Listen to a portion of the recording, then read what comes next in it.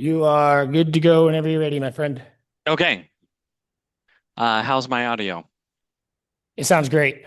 Okay, awesome. Well, good afternoon, everyone. I am Calvin Ross. I'm a technology specialist here at T-Tech. And today we're going to be talking about vendor selection, specifically involving solving platforms and not merely just buying technology, which sounds odd considering that I work at the Telehealth Technology Assessment Resource Center. But we're going to dive into it, and here we get going. Feel free to use the questions function, and we are going to have some interactive elements as we go through the presentation today. So feel free to grab your mobile device and be ready to participate as we dive through the content. All right, thank you. A little bit about me. So my role here is the technology assessment specialist here at TTAC. I've been with the organization a little over 3 years now. I have been in multiple different facets of IT and everything from retail to K-12 education to enterprise to now involved specifically with healthcare and telehealth. And a little bit of a note, I did grow up in Down East Maine. So I am familiar with a lot of the regional challenges that you guys face in the heavy blend of both urban and catastrophically rural as you encounter and try and support patients across your region. Um, just FYI, grew up in Down East. So, all right. Okay. So what are we going to do today? So we're going to apply our TTAC Technology Assessment 101 principles.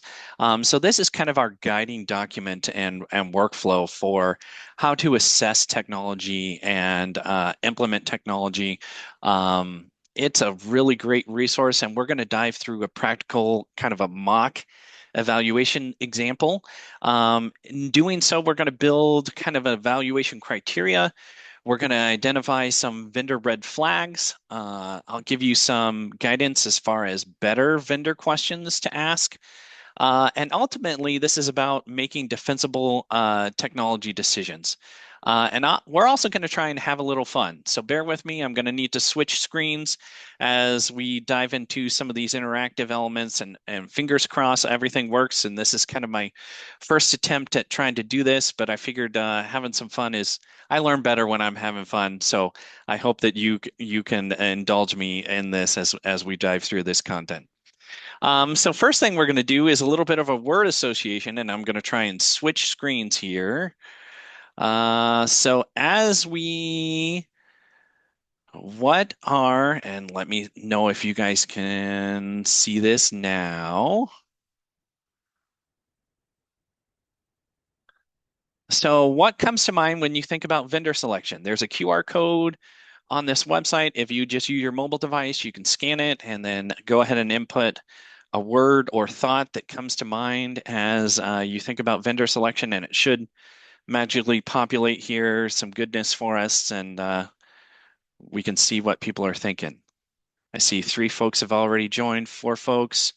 So demos, elevator speeches, those quick, short conversations from a vendor. Interoperability, that's great. ROI, perfect.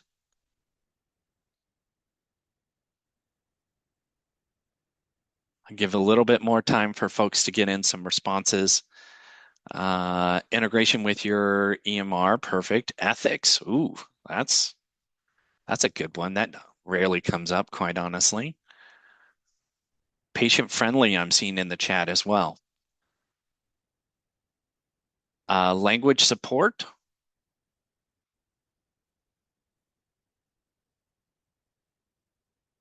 Okay, I don't want to belabor the process for too long, but yeah, these are some good thoughts as we are thinking about vendor selection. Um, okay, let me try and switch back to my other content here. Bear with me. All right. Hey, Calvin, this is Jordan. Just want to Yeah. give a quick note to the folks. Keep that URL up on your phone. As Calvin switches through his content, the URL will actually change the slide that he's on. So just stay on that URL, and as he goes to the next piece of content, that should show up on your screen as well. So don't click away. Awesome. Thanks for the reminder, Jordan. Let me switch back here. Okay. There we are, PowerPoint.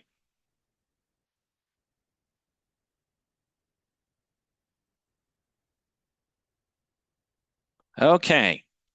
So I saw this word come up when our in our word jumble here, but some what makes vendor selection difficult? Some common mistakes or pitfalls that we see folks falling into is kind of starting with demos. Another one would be specifically buying for a feature set from a given vendor. Uh, the alternative is just going with the lowest cost vendor. Oftentimes budgetary constraints are real. Another issue that we see folks kind of fall into is letting one particular department or one particular loud personality within a department to drive decisions. And then a last one might be actually underestimating implementation complexity and or timeline. So those are kind of some common pitfalls that we see when we talk about vendor selection. So foundationally, when we want to address vendor selection, where should we start? This is something that's kind of key and part and parcel to our philosophy here at TTAC is that your vendor or your technology should solve a problem. And let's dive a little bit into the nuance there of what problem we should be addressing. So oftentimes when we're talking about a specific problem, it's good to use a position statement. And think of this as like a mission statement for your upcoming technology implementation. What problem are you actually trying to solve? And initially, these statements can be pretty vague. And one philosophy that I've encountered that kind of assists in building a strong, identified, and specific problem is the process of asking why at least three times. So one example might be, our patients have hypertension issues. Okay, well, why? Well, a lot of our patients are not compliant with their recommendation or their prescribed medication. Okay, why? Well, it turns out that getting their medication in a convenient method or payment has become an issue. Okay, now we've actually identified something very specific that we can try and use our technology solution to address. And another thing that when we think about kind of your identified problem, again, going back to those pitfalls, novelty does not mean that it is a necessity. There are always something new. There's always something flashy from a vendor that oftentimes folks will go to a conference similar to this or something like that, and they may encounter something new. And Jordan mentioned in his previous presentation that vendors, a lot of these sales folks are really good at one thing, and that is sales. And so they want to make their solution seem like it will solve all your problems. But there again, if you don't have your problem identified, the solution may not actually meet the need. Uh, so, all right. So back to another interactive element here, and I'm going to try and switch. So what do you feel is the first step in your vendor selection process? Oh, I gotta click the button. Thanks for bearing with me, folks. And my There we go. And here we are. All right. And it should have updated on everyone's screen. So I'm seeing some folks asking peers. Okay. Problem definition.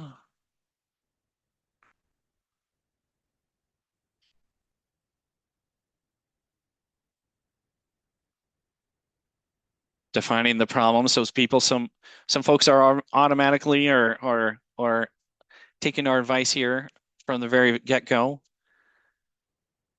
But that peer check is also pretty critical.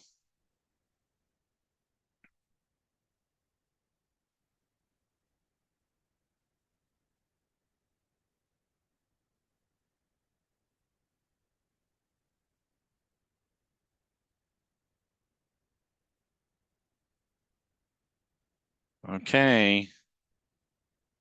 Oh, well, did that update on folks' screens? The point we're trying to make is that defining the problem should be kind of the necessary first step, even before you start asking for your peers and reaching out what they use. Their technology solution might be addressing a specific problem for them, and it may not be the same problem that you guys are encountering within your own organization. So, and let's see, the chat disappeared for me. Okay. And someone posted in the chat that they learned the hard way that defining the problem should be the first step. And that's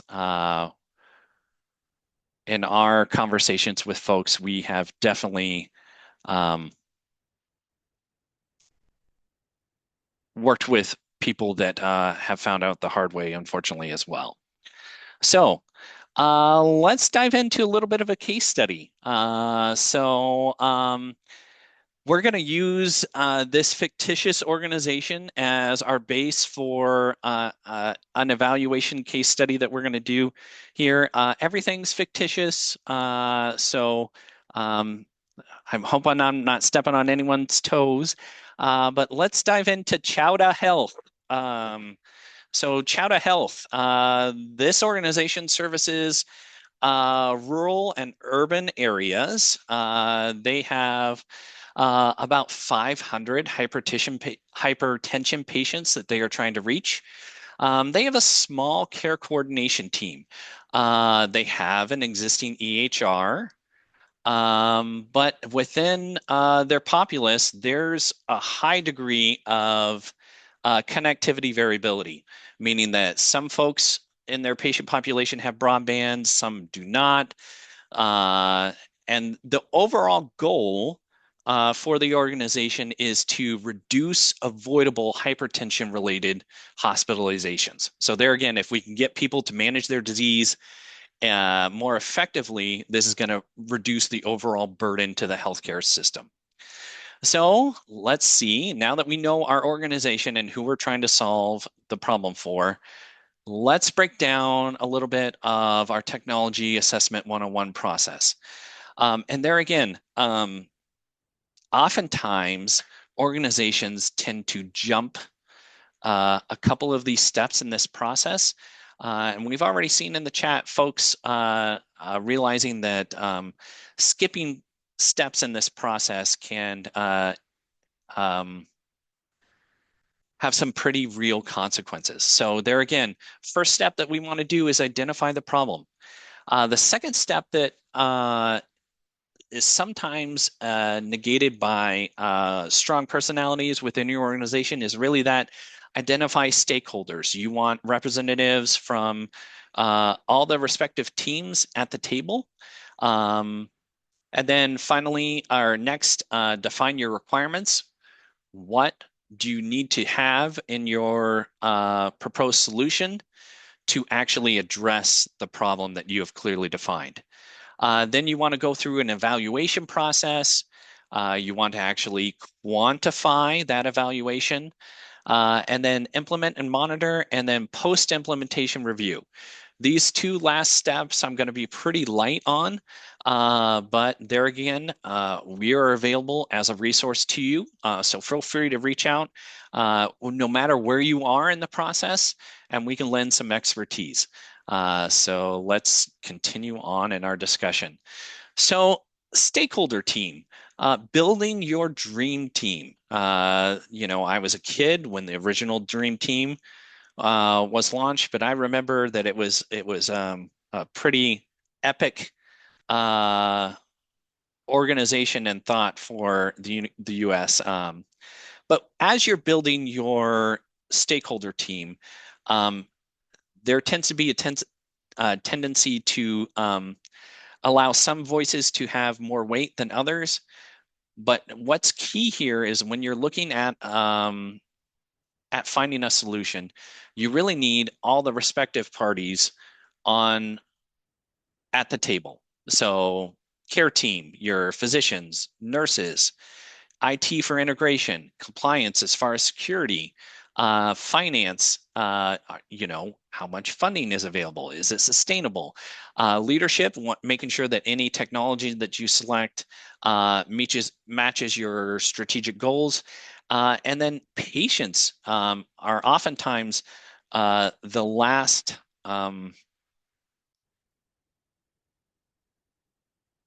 They're oftentimes not included until the very end of a selection process. And you can actually run afoul and pick a technology or a vendor.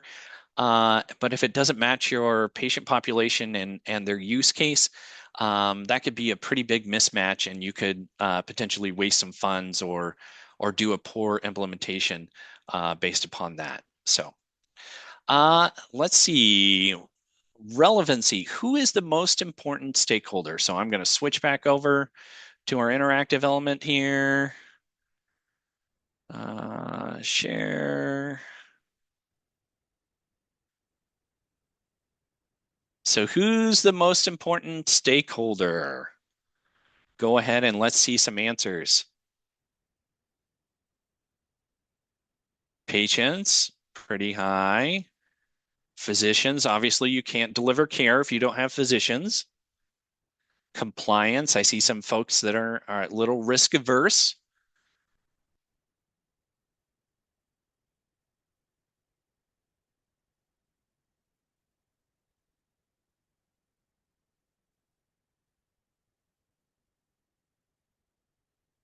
So the point that we're trying to make is that, no single stakeholder um, should be the deciding factors, but rather you want to weight each respective stakeholder's opinion when you consider implementation. And that may be varied depending upon the problem that you have identified and are trying to solve. So let's go back to our other content. All right. So when we talk about weighting your stakeholder input, so this is an example of a weight that we're kind of using for this evaluation purposes. Your weighted values may vary, and that could be different depending, again, on the problem that you're trying to address and or the personalities associated with these type of as you're planning your vendor selection. So cost, stability, security compliance, patient experience, integration, clinical workflow. And this is just kind of an example there again of some weighted categories that we're going to be using today. So let's switch back. As we think about what category, and this is not about Telehealth, but this is really about you. So what category would your organization tend to prioritize when it comes to uh, a vendor selection or a technology implementation?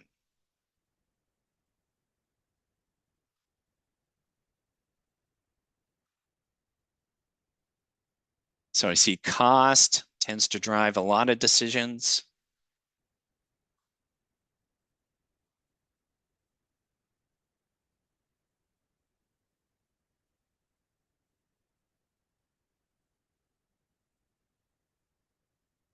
Patient experience, security, clinical workflow, perfect.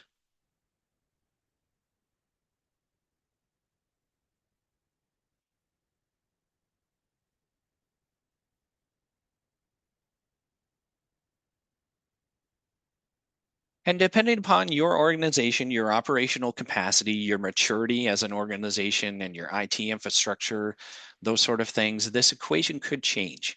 But what we're really wanting to address here is that, we all have different lenses that we naturally approach a problem with. And so being aware of one, your own perspective, and two, the perspective of your stakeholders is going to help you kind of understand someone else's point of view and may lead to a better overall solution as long as you can balance uh, everyone's perspective. So let's dive back to our content. Okay.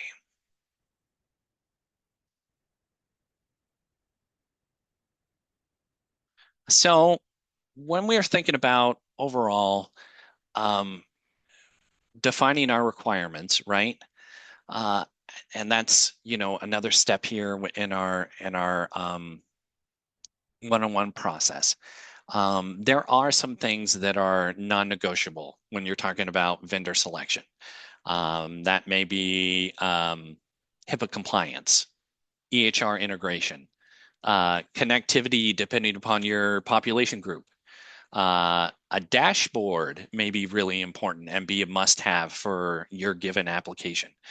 Then again, there could be some other nice to haves, like AI summary, some predictive analytics, multilingual support may not be, or it could be very critical to you. And so that may slide up into a must have for you.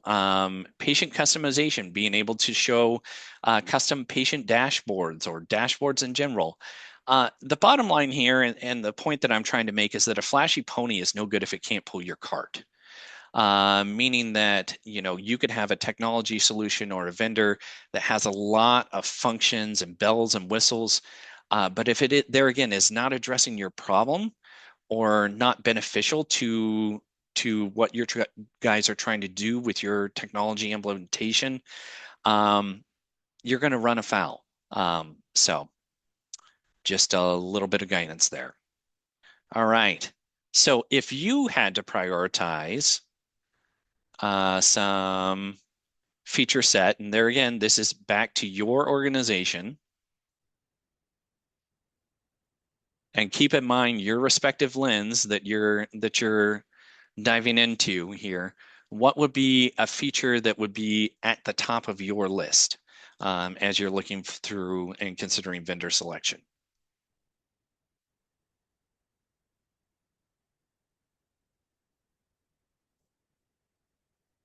EHR integration, that's a must. Data security, absolutely.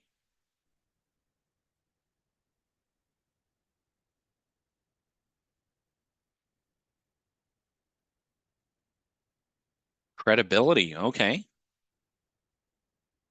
Patient navigation, patient ease of use, yeah.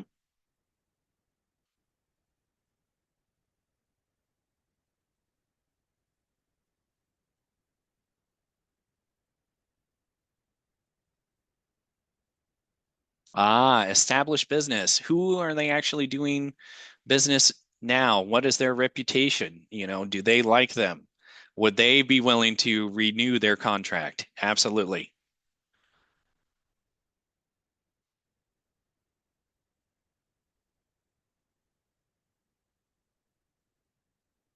Okay, well, with these things in mind, let's dive back into our kind of fictitious scenario. There again, remember, we are trying to find a solution for Chowda Health. These guys have kind of narrowed down to 3 technology solutions that they're looking to dive into. So the first one here is Lobster RPM. So these guys are enterprise grade. They're the big show in town. Large, well-established company, lots of features, high cost, but it is more complex as far as their implementation system. Wicked Smart Health. So these guys are a modern RPM. They're kind of in the middle, right? Well balanced, strong user experience, good integration, mid-tier pricing. And then finally, we have Pine Tree Connect. So these folks are built from the ground up for rural. So there again, remember our fictitious organization here addresses both rural and urban populations. But they seem to be kind of a small mom and pop show, and they're pretty low cost. So as we look at these different solutions, every single vendor is going to come with potential trade-offs. So when we look at Lobster here, they require a 3-year minimum contract out of the gate. They've got a relatively long implementation timeline. They're big. They have additionally some extra fees for EHR integration. And they actually are mandating in their implementation that they have dedicated IT resources at your organization associated with their deployment. And additionally, patients must use their specific smartphone app. Wicked Smart Health here. These guys only have one existing customer out in Alaska. They've got no after-hour support. Their AI features are newer and not necessarily well validated. They only have one EHR integration so far, and it is not the platform that you are on. And they're a relatively young company, less than 5 years old. Pine Tree Connect. They are small, so they have limited reporting capabilities within their platform. No direct EHR integration. It's kind of it does like emailed summaries from their platform, fewer device options, limited multilingual support, smaller implementation team. But there again, because they are small, the person that you're talking to from the vendor is the guy that's designing the platform in general. So definitely some trade-offs there. I gotcha. I know. I appreciate the feedback on the wicked smart. Yeah, no, I gotcha. So let's pause and think. So when we're talking about vendors and we're looking at possible solutions, did these new constraints kind of actually change who you might lean to do any connection with here? What vendor weakness or constraint is most concerning? What additional information would you want to ask before moving forward? And what trade-off are you least comfortable with accepting?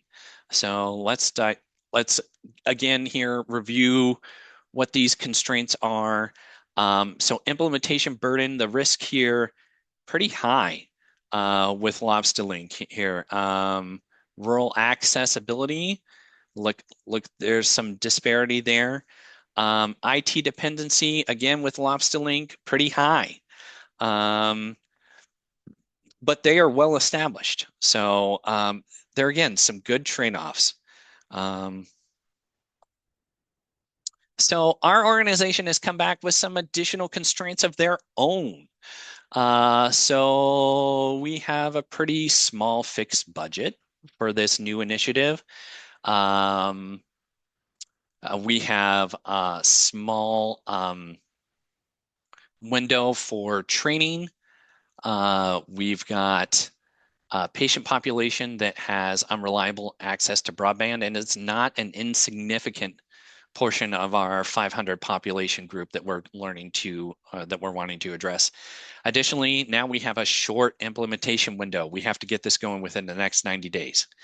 So knowing these things, what is your early preference? Let's jump back to kind of our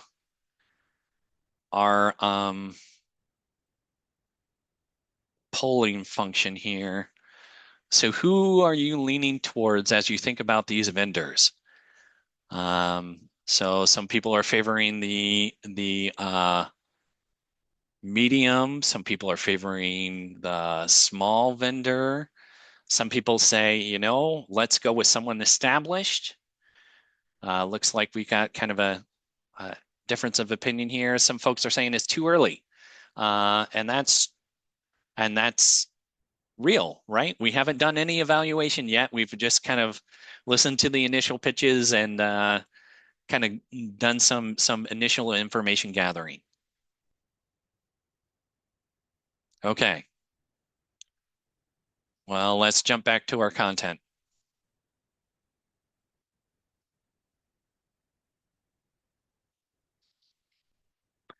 So, in your discovery meetings with these vendors, what are some helpful questions that we should be asking? Well, you want these questions you want to be fair when you're talking with multiple vendors and making sure that you're addressing the same questions. So that's pretty critical. Additionally, you know, operational questions, financial questions, compliance, patient experience, support. Um, Really, what are the key pain points that your stakeholders have identified that you really want to address?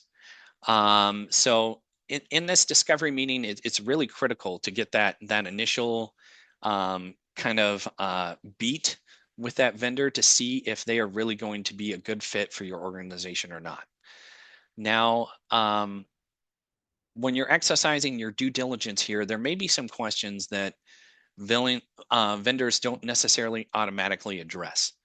And this could come down to some of these other categories, such as governance, security, integration, transparency, support, and sustainability.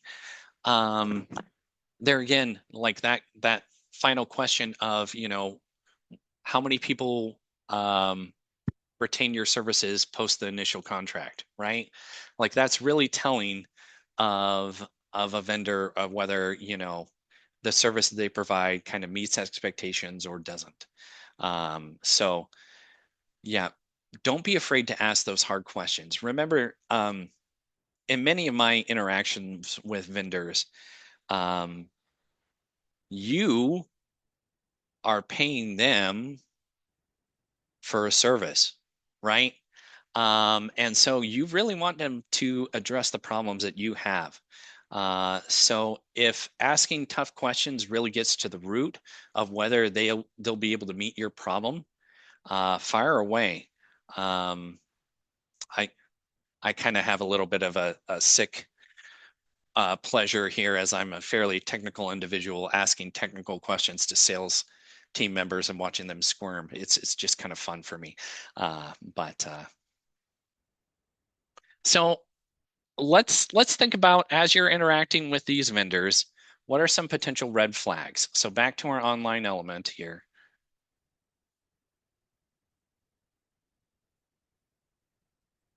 So here are some statements from vendors. Which of them would be kind of the biggest red flag for you? An AI model being proprietary, integration being on their future roadmap.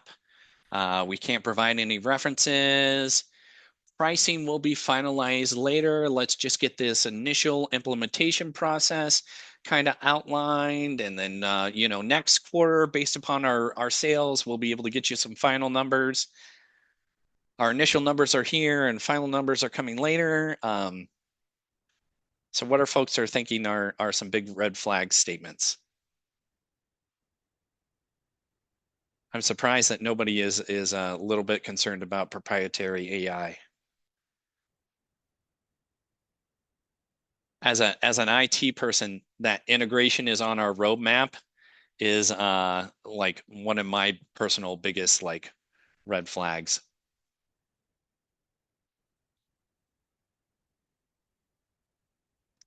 The bottom line here is that any of these statements from a vendor would be concerning um, and be a moment to pause, right? And go back and just make sure that they're really addressing um, what what the issue is that we're trying to solve. And there again, future integration, it may be a nice to have and not a must have. So that could be something that could be negated, right? But as you're doing your planning and your evaluation, those are something to be addressed. Okay. So as we move into the full evaluation phase, we have some guidance here as far as TTAC when you're thinking about creating your scorecards. One thing that we definitely recommend is using a scale of 1 through 4. If you use a different scale, if you have, for instance, like a 1 through 10 scale, people tend to pick like a 5. And that really isn't sharp. If you use a 1 through 4 scale, it really forces people into defining if it's a good fit or merely just an adequate fit or poor fit or even an excellent fit. And there again, within your weighted scales, like for instance here, our patient experience metric here, in our total score, that has a weighted score of like maybe 20%, but that score itself is made up of subscores. And so as we think about patient experience, we may be thinking about ease of use, setup, patient support, replacement process, connectivity. So those sorts factors or evaluations can then compress and provide a weighted value for this total category. And I would definitely encourage you to think about leveraging your stakeholders' expertise when you're doing your evaluations and maybe even dividing separate sub-teams for different evaluations addressing particular categories and having that same team evaluate all of your vendors so that they're using the same metrics, they're using the same score evaluation, they're using the same questions as they're doing those evaluations. So as we're going through, Chowda has done their due diligence here, and they have scored their vendors. So as we're looking through, they've weighted some vendors, some areas of concern, right? Might be cost. So areas of concern might be clinical workflow.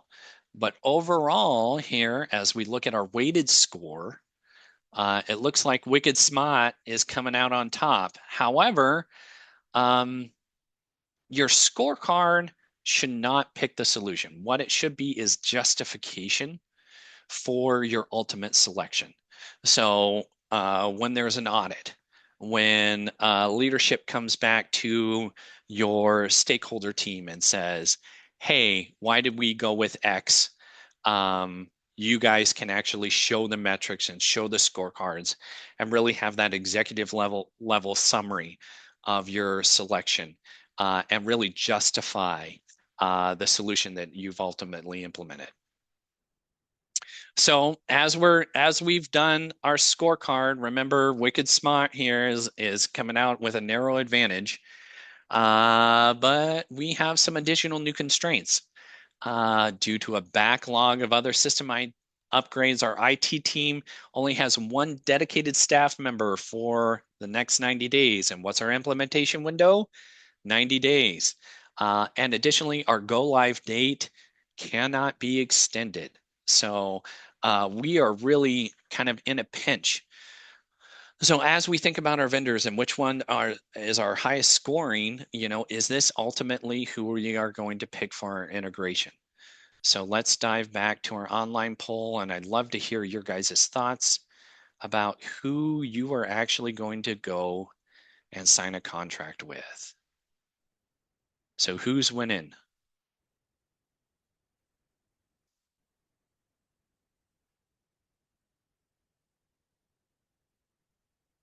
So some people still want to go with Lobster Link, okay.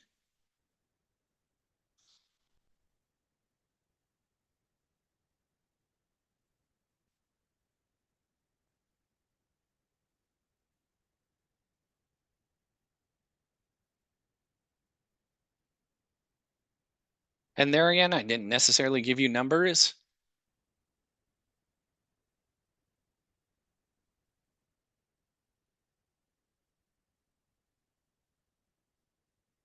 Oh, some people have decided that this is not the right time for implementation. Our constraints are too high.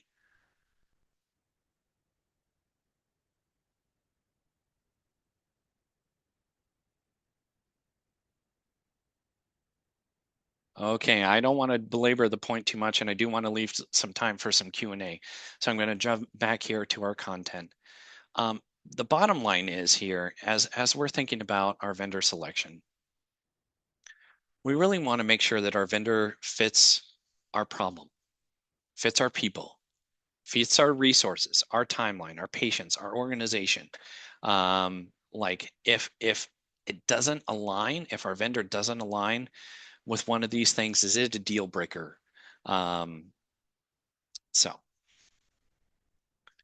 uh, well, no matter what we picked, ultimately getting the contract with the vendor is just the start of the journey. Once you have the contract, you still have to do the technical build. You still have to build all the integrations. You still have to do a pilot. You have to do training for staff. You have to do a go live. And then ideally, you're doing continuous evaluation along the way to make sure that your vendor selection and your implementation process is functional and going well. So some closing takeaways here. There again, start with the problem. Include your shareholders early. Prioritize your requirements. Ask difficult questions. Document any trade-offs that your selection committee is willing to make. Plan your implementation before purchase. And make sure that your technology solution is an ongoing process. There again, you're trying to solve problems, not merely just buy technology. Okay, and so we have some little time here for discussion. Hopefully we're doing well on time.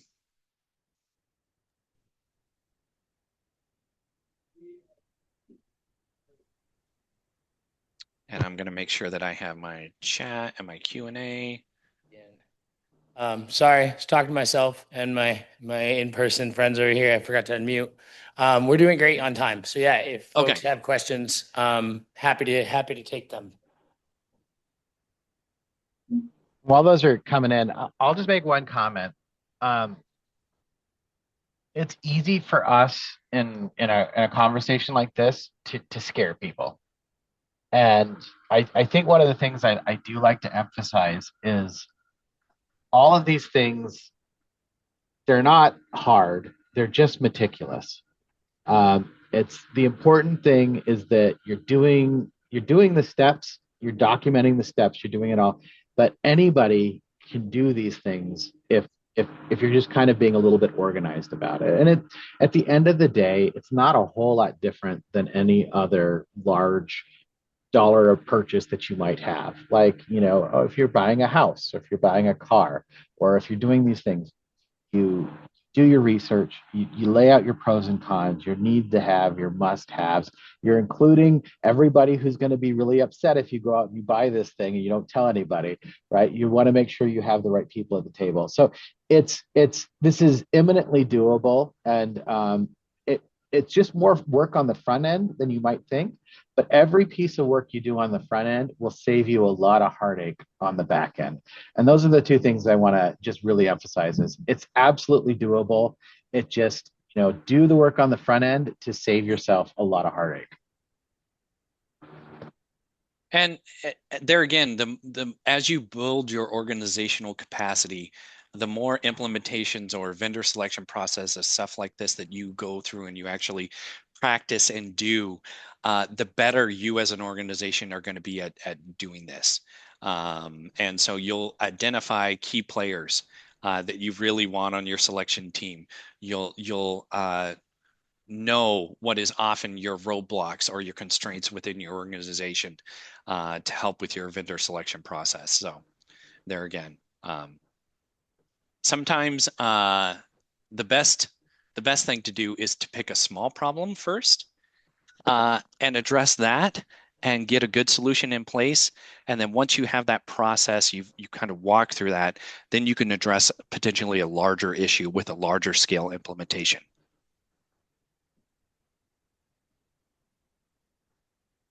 I think that's quite a lot of words from the wise, and I don't want to shortchange that, but I think I have a question here in person. I wanted to try to regurgitate a question we had earlier during some vendor conversations, and then kind of throughout lunch to see what you guys thought on this.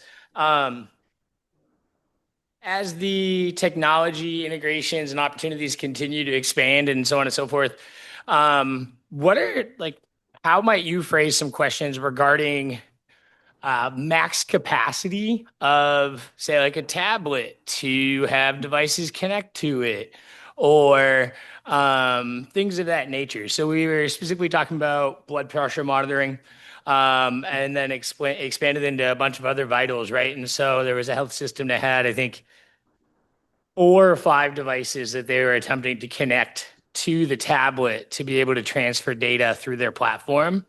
And at a certain point, they ran into an issue of like the Bluetooth quality, right, versus using a cellular device. I feel like you're probably picking up enough of what I'm putting down to maybe articulate how to ask those types of questions a little bit better.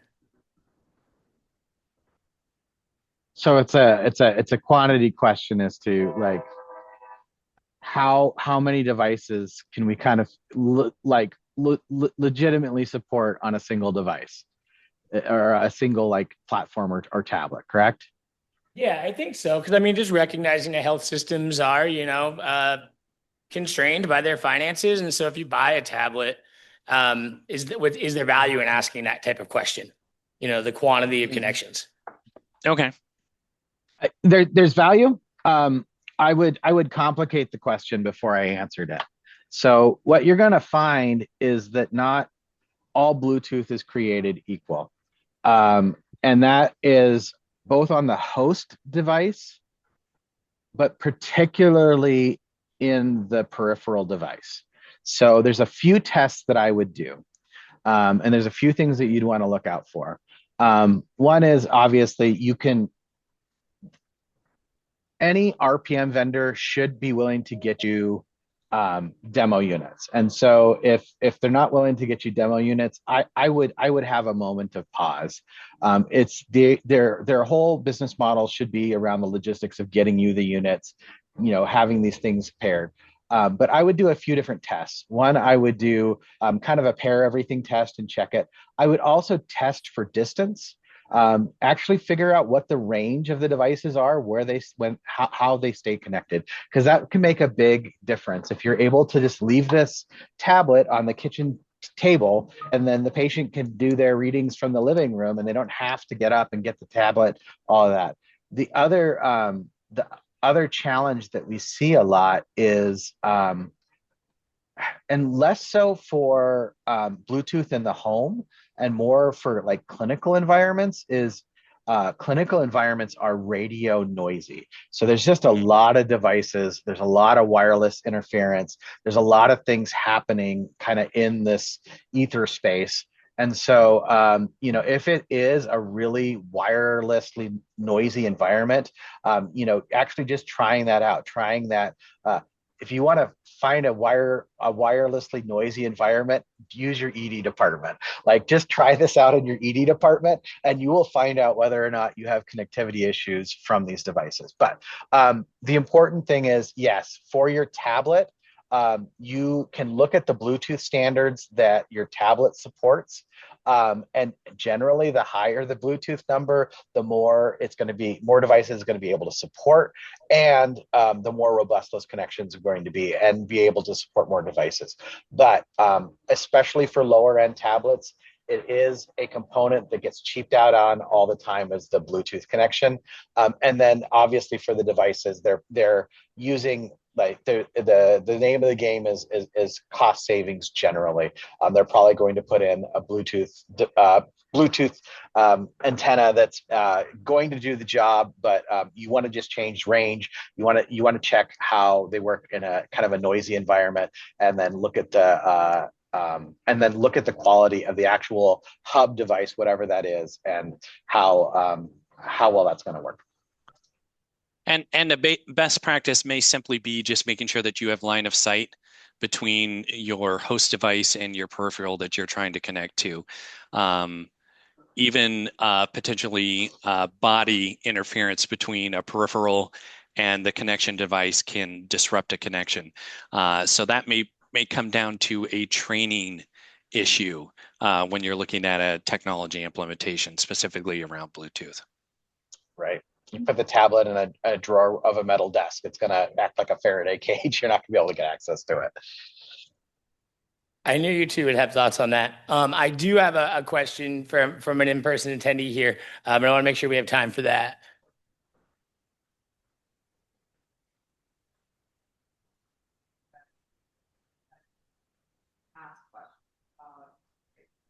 The only thing I would really ask is a non-IT analytics person, is like, is it compatible with that? You can probably get a list of questions from these guys, right? Like, Yeah. Yeah. Well, I think they might have included some of those in this link here, which we'll follow up with after. But Jordan, it was sort of like a similar, like helping frame the conversation and the questions for clinical staff that maybe don't have a ton of IT support or IT experience. What other questions do you ask besides like, does it integrate with my EHR in terms of compatibility with the platforms that a health system might use? Or Calvin, either one. Sorry, I didn't mean to exclude you there, Yeah, Calvin. I think integration, but what level of integration? Is it a bi-directional system? Is it a read-write system? Are you getting summaries? Are you not getting summaries? Is there a dashboard? Like, does it integrate within my EHR through an API? That's a fancy IT word that says, can I use your service kind of within the same window of my EHR platform? So like there are a lot of technical details, and we are available as a free resource. And we're happy to provide some guidance and potential expertise as you're looking at solutions or evaluating vendors or trying to come up with your evaluation metric. We're here to help. And yeah, you don't. And there again, sometimes that's where that peer valuation comes in, as well as you're looking at, maybe a sister agency that services a similar population that has similar resources that you do. What's the solution that they're using? But there again, making sure that that solution meets your problem. Yeah, just exactly what Calvin said. Just 2 points. I think he made them, but I want to underline them. The first is get a hold of us. One of the points we're trying to make is use case determines technology fit, and we're more than happy to look at your use case, help you come up with the questions, and really kind of dive in. The second is it is really telling. If you're going to work with someone, go and you can find an organization that they've worked with before. If you can get some of the lessons learned and insight, that can be very, very helpful, especially if they're a similar organization, similar sized. I know FQHCs are great resources for sharing things between each other. So yeah, if you're an FQHC and you're evaluating, I know there's a lot of great FQHC resources out there, and they're happy to talk to you about, yep, this worked for us. Nope, this didn't work for us. Oh man, this is great, but you got to watch X. So those are the things that I would do. Or we would never do business with so and so again. You know what I mean? Like, yeah.